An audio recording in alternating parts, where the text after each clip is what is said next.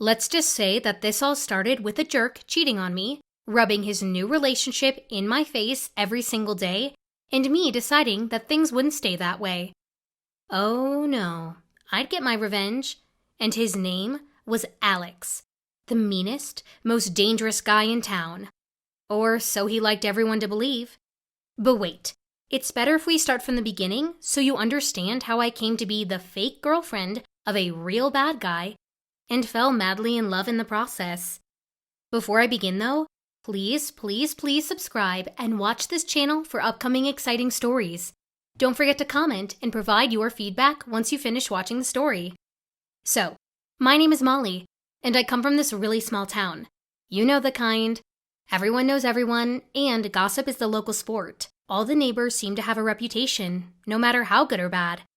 Yeah, all stereotypes.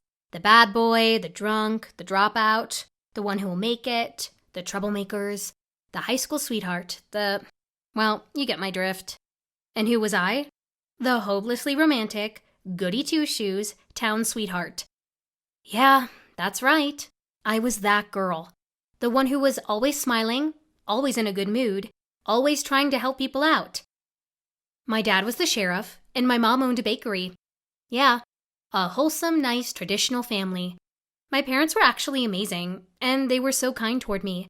I really loved my mom and dad so much, and one of the hardest parts of this experience was that I hurt them in the process. I had been dating this guy who I thought was incredible. Ron, one of the most popular students in school. Everyone knew our names, and they were aware we were an item. After all, we had been dating since middle school. He asked me to dance during the end of the year ball, and ever since then, we'd been together. In my eyes, we were the cutest couple in town. Ron seemed like the sweetest guy in the world. He came from a wealthy family and was always giving me gifts and taking me out on dates. I felt like a princess and would flaunt the pretty dresses he bought me for our date nights. Being the sheriff's daughter, I had a very strict curfew. I had to be home at 10 p.m. sharp. And on very, very special occasions, like our anniversary, Dad gave me a whole extra hour before he expected me to walk into the living room. He always waited for me on his sofa, except when he needed to work during the night. But then my mom was tasked with making sure I didn't break my curfew. One time, Ron got me there 10 minutes past 10, and oh God, my dad gave us both a strict talking to, and I was so embarrassed I could have died. But Dad liked Ron because he was friends with his dad. They played poker together, so I wasn't grounded and got to keep dating Ron. But I expect you two to behave from now on, my dad told us, and it was clear that if I messed up again, he'd limit the time I could hang out with Ron. I didn't want that to happen. Anyways, I seemed to have the perfect life, and I really thought I did. After all, my parents were the sweetest, if only a bit strict. My boyfriend was incredible, and I had lots of friends. What else could I wish for? Well, one day, Ron wasn't anywhere to be found during lunchtime. I asked his friends about it, and they told me. Oh, he's in the bathroom with some kind of stomach bug. I was a bit surprised by this. Why? Because this had been a regular reply for a few weeks now. It seemed odd to me that Ron was always feeling sick when I was looking for him. We did hang out and everything, as usual, but from time to time he'd just disappear. He didn't used to do that before those past few weeks. Are you guys telling me the truth? I asked, and they all nodded at once, except for one guy. Trevor was a sweet boy, and he didn't like lying. The second I saw him staring away from me, I knew something was wrong. So I waited until the next day, pretending nothing was wrong. I even watched a movie with Ron that night, and didn't mention the fact that I had been looking for him. The following day, Ron had disappeared all over again. I didn't search for his friends because I knew they'd say it was a stomach bug keeping him away. I waited until I could find Trevor alone, and confronted him. Trevor, I know you are Ron's friend, but you are also mine, and you are a nice guy, so I know you'll tell me the truth. What is Ron up to? He seemed really uncomfortable, but lowered his eyes and muttered, Molly, I think what Ron's doing is wrong, but I can't tell you about it. If you really, really want to go, you should walk into the gym closet right now. Please don't tell them I said anything, he said, and then walked away, leaving me baffled. Of course, I rushed to the gym and opened the closet where we stored all the balls and equipment without knocking. In there, Ron was making out with Gina, the easiest girl in school. She had made out with just about any guy who asked. "Ron!" I yelled, and he turned around, staring at me wide-eyed. "What are you doing?" He stuttered a clumsy apology, but mid-sentence, Gina actually grabbed his cheeks and turned his face toward her, kissing him again. He melted in her arms. I rushed outside, tears rolling down my cheeks. I heard Ron finally follow behind me, but it was already too late. I knew exactly what he was doing and who he preferred. "Molly, wait, please," he pleaded, but I didn't stop running. I made it all the way home and locked the door behind me, panting from my long run. My father was going to be working the night shift, so I found him there, and he stared at me, stunned. "Molly, what happened?" he asked, and I told him everything, sobbing between each word. He comforted me tenderly and hugged me as I cried. That night, I didn't feel like eating anything, and my mom allowed me to stay in bed. All I wanted to do was cry. For 2 days, I stayed at home, not daring to face Ron and Gina. I was so humiliated. How could he do that to me? But finally, Mom convinced me to go back to school. She helped me do my makeup so that my puffy eyes weren't so noticeable, and I felt my legs trembling as I walked into my classroom. Students were staring at me and whispering. Yeah, they all knew. What made matters worse? Ron was sitting next to Gina, and they were holding hands. I almost got sick right then and there, but I refused to show Ron how much it affected me. Instead, I walked past him and Gina and walked toward the end of the classroom. I had never sat there before since only those students with a bad reputation usually sat there. I sat next to the school's bad boy, Alex, and gave him a worried look. I had a plan, but I needed him to agree to help me. "Hey, Alex," I muttered, and he gave me a quizzical look.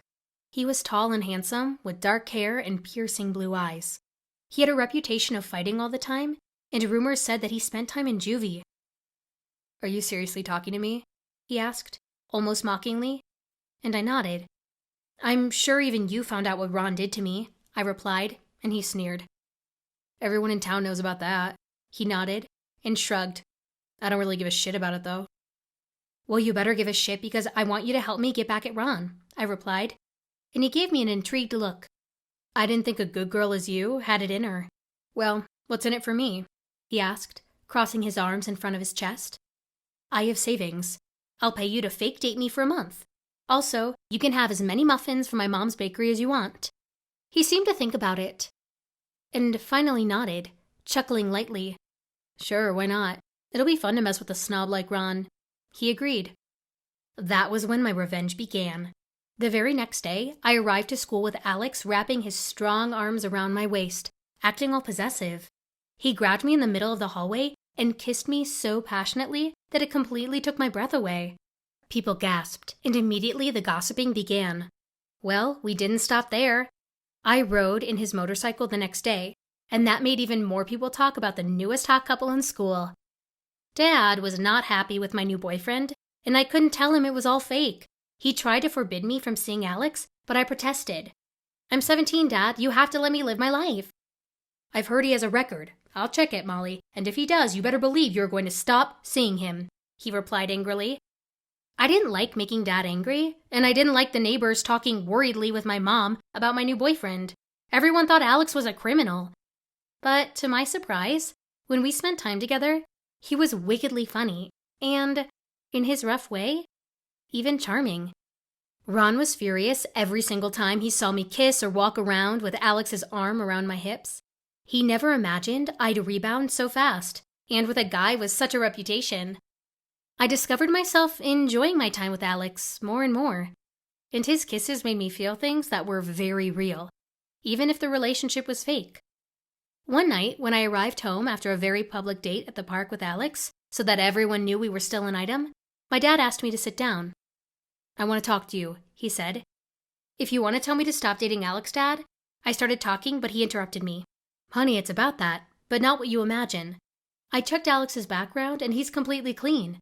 In fact, I did a deeper research and discovered that all the time he was away, he didn't go to juvie. He had moved to his aunt's place to help her through a nasty illness. He's a surprisingly nice guy, apparently." I was stunned. Alex had never told me anything about it. He let me believe he went to juvie and was this bad guy, when in fact, he only had a reputation. Everything started making sense after discovering that secret. Alex was so much fun to hang around with, and I really liked him. He never tried to push me to do anything I didn't want to, and he acted like a perfect gentleman when we were alone. Everything was an act. People thought he was bad, and he just enjoyed being left alone. That's when I decided I didn't want to be fake any longer. I wanted him to be my real boyfriend. Prom was getting closer, and I decided I was going to ask him to come with me for real. I walked into school that morning, thinking about how to speak to Alex about it, when he walked over to me.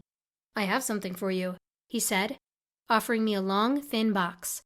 I stared at him in confusion, but opened it and saw a gorgeous necklace inside. "I used the money you gave me to buy this. Thought it would look good on you at prom. And honestly, I'm tired of this fake relationship. You need to choose, Molly. Want to make this something real, or should I just move on?" I smiled so brightly and jumped into his arms, kissing him tenderly. Alex actually spun me around, in front of everyone. That time, I didn't even open one eye to check if Ron was staring, red with anger. I didn't care at all. I had my perfect boyfriend, and losing Ron was the best thing that ever happened to me.